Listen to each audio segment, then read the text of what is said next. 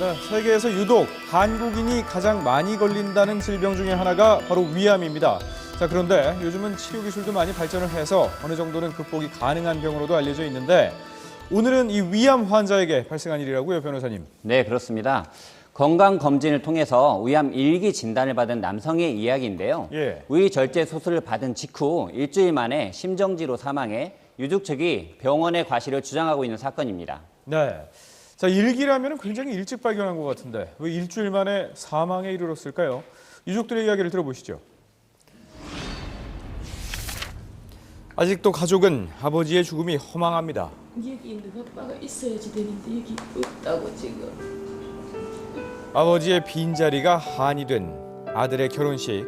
집안의 경사를 앞두고 암 수술을 결심한 건 간단한 수술이라는 설명 때문이었습니다. 그런데 이거는 굉장히 초기다.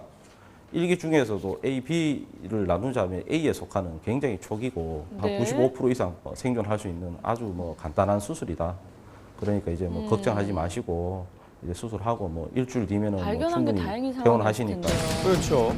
하지만 수술 직후 아버지는 계속 이상 증세를 호소했다는데요. 계속 복부가 굉장히 부르셨어요. 팽만 되셔가지고 그 복대를 찾는데 복대가 끝에 겨우 잠겼어요. 이렇게. 게다가 복통까지 겹쳤지만 병원은 의뢰 수술 후 겪는 통증이라고 했답니다. 배가 아프다고 하요 계속. 배가 아프다. 계속 아프다. 그 환자분이 깨병이 심하시네. 엄살이 심하다. 엄살이 심하시네. 그런데 수술을 받은 지 8일째 되는 날 갑자기 피를 토하던 아버지는 심정지를 일으킨 후 영영 눈을 뜨지 못했습니다. 원래대로라면 건강히 퇴원했어야 할 아버지인데 영문을 모르는 건 가족뿐만이 아니었습니다. 그 자기들도 원인을 모르겠다 그랬어요. 의사도 그렇고 그 주위에 있는 모든 분도 이런 게 처음이다. 왜 돌아가셨는지 모르겠다. 그 갑자기 심장이 이상이지 않냐, 아니면 뇌 이상일 것 같다. 그런 추측만 하고 계시더라고요. 갑자기 이런 경험, 예측 못한 일이 벌어져서 저희도 사실 좀 당황스러운 건 사실입니다. 저희가 수술 자체가 뭐가 잘못된 거냐? 가능성 아닐 가능성이 많습니다. 일찍 발견해 생존율 95%라던 암, 그리고 일주일이면 퇴원한다던 수술. 그런데 왜 아버지는 건강한 모습이 아닌 주검으로 병원을 나서게 된 걸까요? 자, 박사님 가장 먼저 여쭙고 싶은 게 일단 위암 수술이 구체적으로 어떤 과정으로 이루어지고 또 얼마나 위험한 수술인지 하는 부분이거든요. 예, 실제로 위암 수술은 많이 하고 있는 수술이고요. 예. 위험하다고는 할 수 없습니다. 하지만 예. 기술적으로 좀 복잡한 면은 있습니다. 그림을 보면서 설명을 드리도록 하겠습니다. 예. 사람의 소화기관이 식도를 통해서 위가 이렇게 12지장, 소장으로 넘어가게 되고 이 부분에 암이 생기게 되면 위를 절제하게 되는데 대개 밑에 한 반 정도를 절제를 하고 그러면 이 부분이 없어지겠죠. 그럼 연결을 바로 이 끝하고 위하고 연결해 줄 것 같은데 실제로는 그렇지 않고 저기는 막아주고 이런 루프의 형태로 연결을 하게 됩니다. 예. 이게 일반적인 입원 환자한테 시행됐던 위절제술 및 소장 문합술이라고 보시면 되겠고요. 예. 어렵기는 하지만 일반적으로 대학병원급에서는 많이 시행하고 보편적으로 시행되는 수술이고 위험하거나 정말 생명이 위독해질 만한 상황은 아니라고 생각이 듭니다. 예. 이 조기 위암이라는 기준이 어느 정도인가요? 예, 조기 위암, 즉 1기라고 하는 것은 예. 위암이 위에 있는 근육층이라든가 위를 뚫고 나왔다든가 이런 상황이 아니기 때문에 예. 어떤 경우에 있어서는 배를 여는 수술을 안 하고 내시경적인 절제술만으로 치료가 가능한 경우가 있습니다. 그래서 그렇군요. 40세 이상의 경우는 꼭 1년에 한 번 정도는 예. 위내시경을 해서 조기위암을 발견하게 되면 크게 문제없이 사실 수가 있다는 것이죠. 예. 위내시경을 자주 받으면 그만큼 발견할 확률이 높겠죠. 그렇습니다. 예. 어느 정도나 발견할 수 있나요? 거의 100%인가요? 예, 거의 조기위암 같은 경우는 눈으로 보고 조직 검사를 하면 거의 100% 발견할 수가 있습니다. 그렇군요. 자, 말씀하신 대로 이번 환자도 이렇게 위내시경을 통해서 위암을 일찍 발견을 했단 말이죠. 자, 그런데도 일주일 만에 사망을 했습니다. 유족들이 부검을 의뢰했는데 그 결과가 뜻밖이었거든요. 화면으로 보시죠.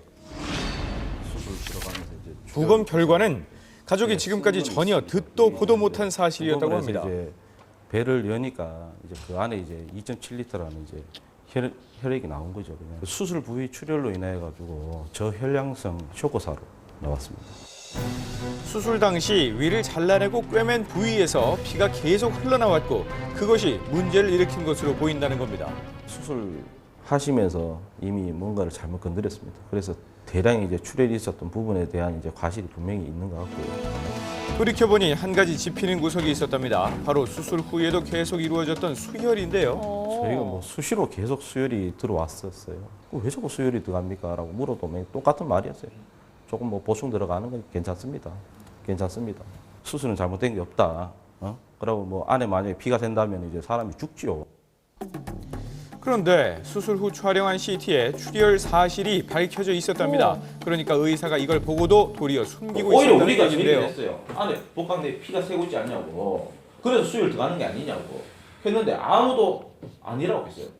그래서 저희가 선생님 말씀대로 찝찝하기는 했습니다. 환자를 안심시키기 위해서 저희가 불안해하시고 해서 결국 가족들은 설명도 제대로 듣지 못한 채 아버지를 영영 떠나보낸 겁니다. 저희가 그게 너무 억울해요.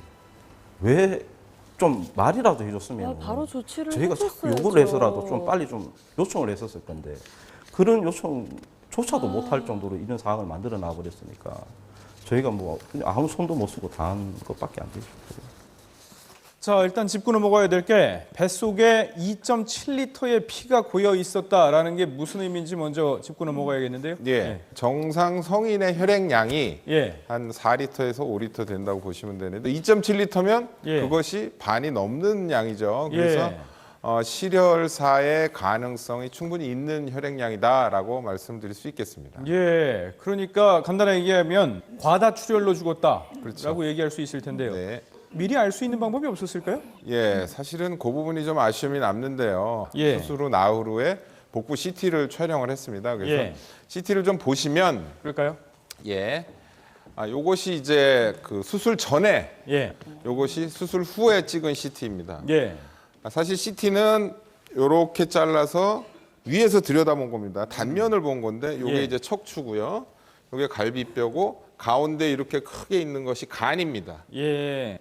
초생탈처럼 붙어 있는 약간 검은 음영 이 예. 부분이 출혈 부위입니다. 그래서 수술 후에 나흘 정도째에 의료진은 이미 배에 피가 고였다는 걸 알고 있었다고 판단이 됩니다. 예. 자, 그렇다면 당연히 수술 부위도 찾아봐야 되겠고요. 출혈 부위가 어딘지를 정확히 알아봤어야 할 텐데 왜 그런 조치가 없었을까요? 지금 제가 의무 기록만 보고 판단하기에는 헤모글로빈 수치나 혈압이나 맥박 등이 유지가 됐기 때문에 스스로 멈추려니 생각했을 가능성이 매우 많습니다. 예. 하지만 실제로 수술 후에 생긴 출혈은 그 원인을 찾아서 반드시 해결해야 되는 것이 원칙이고요. 예.